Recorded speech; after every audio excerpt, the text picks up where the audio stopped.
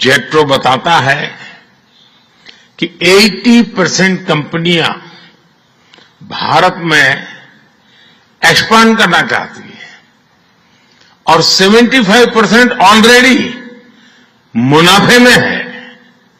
यानी in India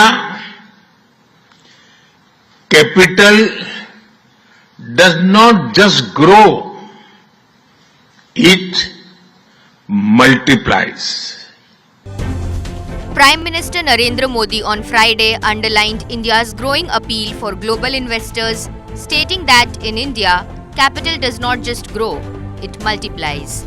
Speaking at the India-Japan Economic Forum in Tokyo, he noted that economic reforms have made India the world's fastest growing major economy.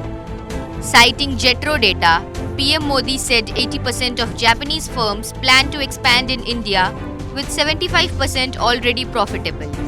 Highlighting political and economic stability, PM Modi said India is on track to become the world's third largest economy, backed by strong banking, low inflation, low interest rates, and nearly USD 700 billion in forex reserves.